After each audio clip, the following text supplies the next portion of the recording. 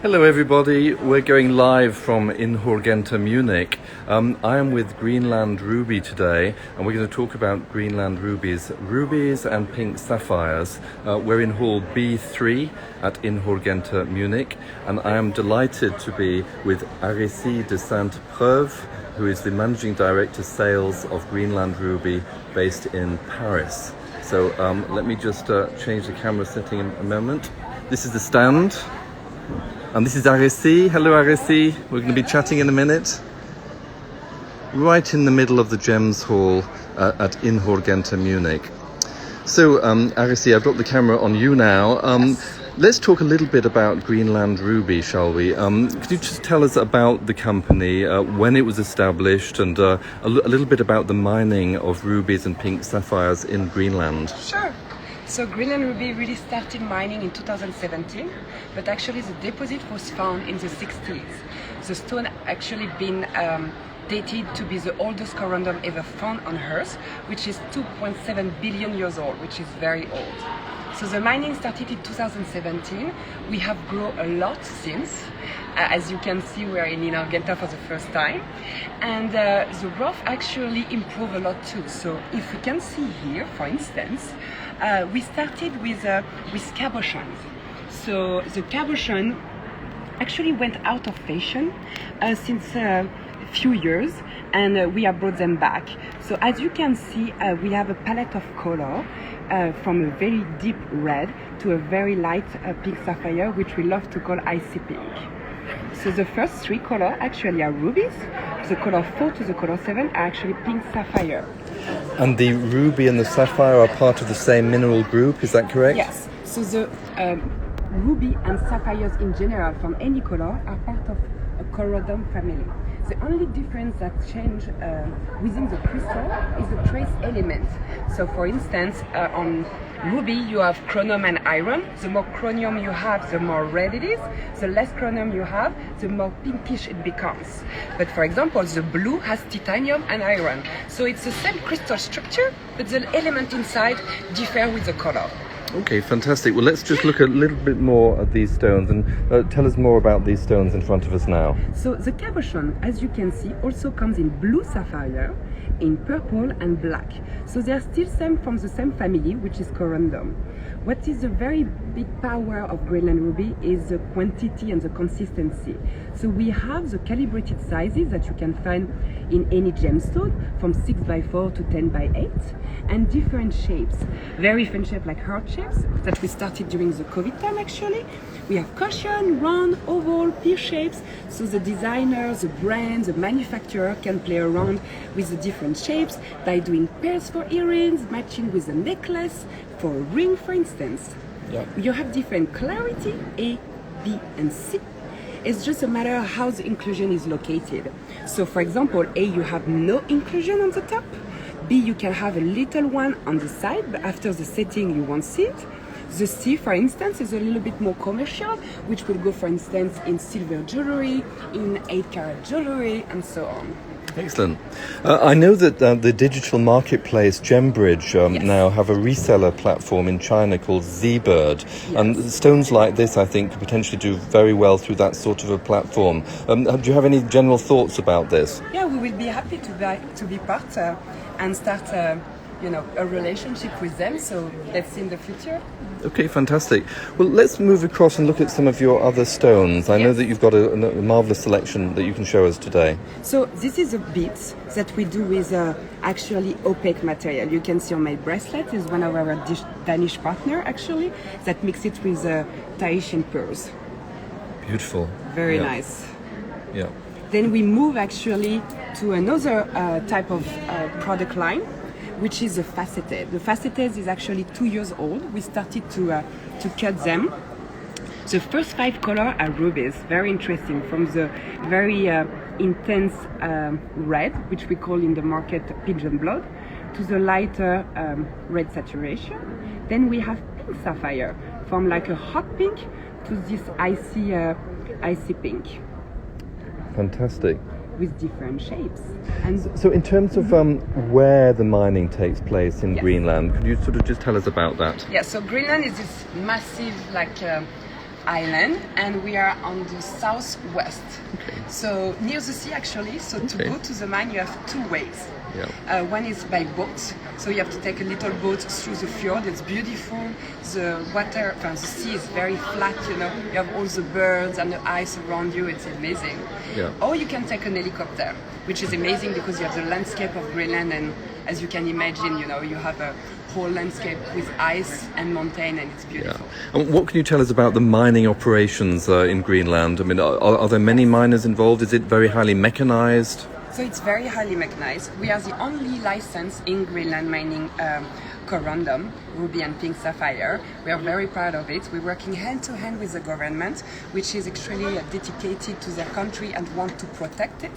So we have very specific rules actually to follow in terms of environment and sustainability and traceability, which I will explain in a minute. Okay, very good. So I'm just going to change the camera setting now, just to remind viewers who've just joined us that we are at Inhorgenta Munich. We're in Hall B3, and we're talking today with Greenland Ruby about their responsibly sourced rubies and pink sapphires. So now I'm going to turn the camera back onto Aricie, and I think we're going to move to look at the stones. Yeah. I will just grab This is the stand, everybody, by the way. And there's a lovely video being shown right now about the operations at Greenland Ruby. Let's move here. Yeah, okay. So I'm going to take a seat and we're going to look at some more rubies and pink sapphires mined in Greenland and marketed by Greenland Ruby. What could be very interesting is actually to look at the rough. So the rough is mined so in Greenland, but in primary deposit. It means that the stone didn't move for 3 billion years, and it comes in this form. So actually it is inside the host rock where it's formed, and you can see here some crystal within the original Yep. Oh, it's amazing. rock. Yes. So it's quite a challenge to actually extract it. But the mine is a highly mechanized, and only few people run the mine because we have very technical machinery. Yep. And of course, the importance of responsibly sourced rubies. You know everything that is going on in the supply chain, don't you? From the mine to when it finally ends up, for example, in a shop. I mean, this is rock solid, and presumably this is really important in your marketing. Yes, so it's actually the core of our business. Why we wanted to do that is because we wanted to differentiate ourselves, and I think everybody that is involved with Greenland Ruby, from the top management to all our team, is their core passion. So what we have done, which is an enormous of work and never been done in the industry before, is to create a traceability from the mine to the market, which is a whole channel that we control in-house. We cut, we treat our stone, we clean them, we put them in boxes, and we get everything ready for our client to have a package to actually help them to tell the story and add value to their own piece of jewelry. So for instance, you have for each stone a certificate of origin. This certificate is very powerful. Firstly, it proves the origin, but not only. You have actually a story about the mine, and you have the stamp of the government of Greenland, you have the signature of the director of the mine, and you have this number. This number is like the DNA of the stones. It really retraces the whole information you have from the mine to our client. So this is a very important piece that our clients usually use because it adds just value to their product. So does every ruby have a certificate? So all the ruby and the pink sapphire. For the small diamond cut, which you can find here, for instance, which is a very nice diamond cut in rubies and pink sapphires, we give a card of authenticity. Because for instance, you have an engagement ring with 20 pieces, you cannot have 20 certificates. So we have this card of authenticity that goes with actually the piece of jewelry. Okay, so I'm just going to change the camera back onto Yes. myself for a moment. We have gone impromptu on this Instagram Live, which is a bit of an experiment from my point of view, but we do welcome questions. So if you have got any questions at all about Greenland rubies and sapphires, please do write them on this live, and we'll get Aricie to answer them. As I said earlier, I'm with Aricie de Sainte Preuve, who is the Paris-based Managing Director, Head of Sales with Greenland Ruby. So now I'm going to change the camera back onto Aricie. There are some flowers there as well. So yes, let's talk about the stones a little bit more, Aricie. Yes, so the stones are very much in different type of colors, really, as I say, from the deep red to the very light pink sapphire. So if you want to have a look, let's pick one of the stones. So if we look at maybe bigger, it's funny. So let's say this one is faceted, this one is a cabochon. So the difference is a type of cut. So the faceted, you will have sharp facets, which will reflect more the color, and the cabochon is when you have a dome. It was very much in fashion a few years ago. You have it a lot in the major maison and jewelry around the world. And now it's bringing back to the market. Why? Because they were not really supply. So Greenland Ruby brought that back to the market. So let's see, for example, these stones.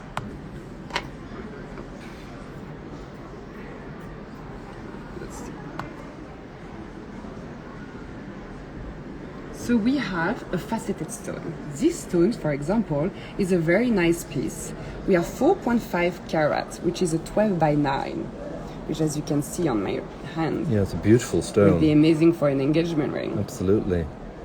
That's fabulous.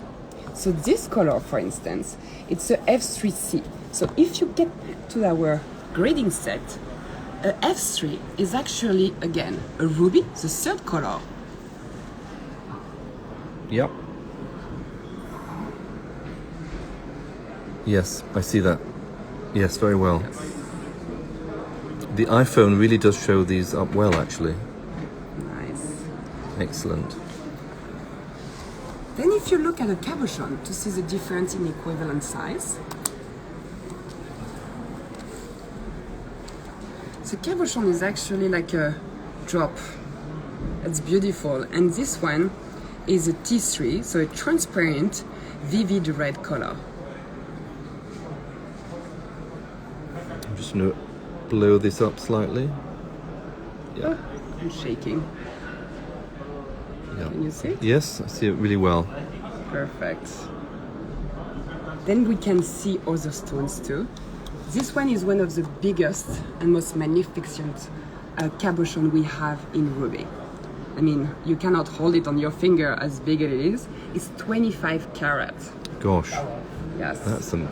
it's So, beautiful. what sort of buyer potentially would be looking to acquire this sort of stone of this weight? So, I believe you can put it on a ring. It's safer than actually on a necklace as big as it is. I will be more for a cocktail ring, you know. So a designer will purchase these stones and actually design a ring around the stones. So it will not fit any kind of, you know, ring already made. It will be much more like a, you know, a new creation by a designer. Yep. It's how their creativity. And how has Inhorgenta Munich gone for you so far? Actually, the show is the first time. This show is the first time we have been present. It's been enormous for us. It's all about new clients, a new relationship, building some connections that we never had before. So, and the presence of the clients here are mostly from Germany, Austria, Sweden, Norway, Denmark. So it's been very nice to connect with new people. Very good. So just finally then, could you just talk to us about, say, one more stone of your choice, a highlighted stone to showcase for us today? Any stone you like? What can I say? Oh, this stone is the most. I mean, it's from our brochure and we have it. It's enormous and it's 15 karat and it's the best faceted we ever had. Is this a ruby or a pink sapphire? It's a ruby actually. 15 carats. 15 carats. Tell us about the specifications of this stone. So this stone actually, so Greenland Ruby stone generally has inclusion. The inclusion tells a story actually about the origin. And this particular stone has not a lot of inclusion. You just have one that goes through the stone, which is very rare, and it's very unique. Yeah. The quality of the crystal, you can see all the reflection of the light and the color. It's very nice. Very good.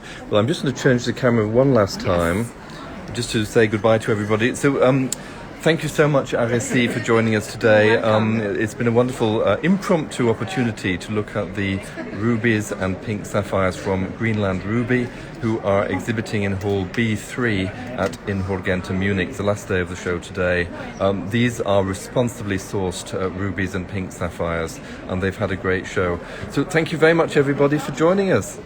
Bye-bye. So now this is where it gets interesting. So end now.